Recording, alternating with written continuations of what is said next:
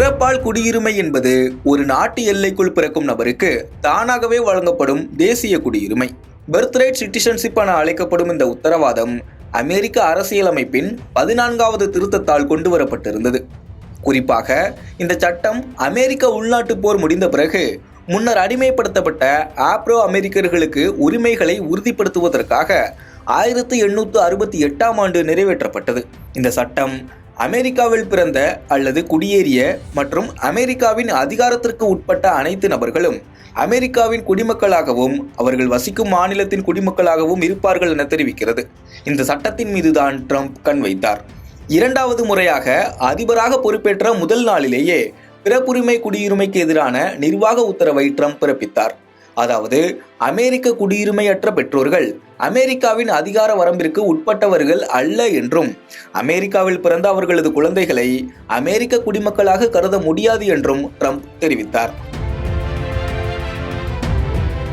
இந்த பிறப்புரிமை குடியுரிமை அமெரிக்காவிற்கு ஆவணமற்ற குடியேற்றத்தை ஊக்குவிக்கிறது என்று தெரிவித்த ட்ரம்ப் அதை ஒரு படையெடுப்புடன் ஒப்பிட்டு பேசினார். ட்ரம்பின் இந்த முடிவு பிறந்த குழந்தைகளை நாடற்றவர்களாக மாற்றக்கூடும் என பலர் எச்சரித்தனர். இதனை அடுத்து நாடு முழுவதிலும் பல்வேறு வழக்குகள் தொடரப்பட்டன. இந்த வழக்குகள் விசாரணைக்கு வந்த நிலையில் 3 கூட்டாட்சி நீதிபதிகள் ட்ரம்பின் உத்தரவுக்கு எதிராக தீர்ப்பளித்தனர். ட்ரம்பின் உத்தரவு நடைமுறைக்கு வருவதை தடுக்க நாடு முழுவதிலும் தடை உத்தரவை பிறப்பித்தனர். இந்த விவகாரம் தொடர்பாக அப்போது பேசியிருந்த பெரும்பாலான சட்ட அறிஞர்கள் ட்ரம்ப் விதித்த ஒரே ஒரு நிர்வாக உத்தரவின் மூலம் பிறப்புரிமை குடியுரிமையை ரத்து செய்துவிட முடியாது என்றும் தெரிவித்திருந்தனர். ஆனால் கடந்த ஜூன் 27ஆம் தேதி அமெரிக்க உச்சநீதிமன்றம் ஒரு முக்கிய தீர்ப்பை வழங்கியது.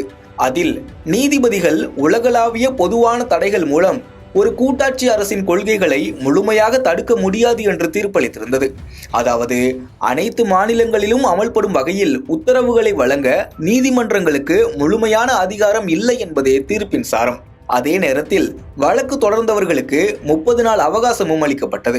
அந்த கால அவகாசம் வரும் ஜூலை 27ஆம் தேதியோடு முடிவுக்கு வருகிறது.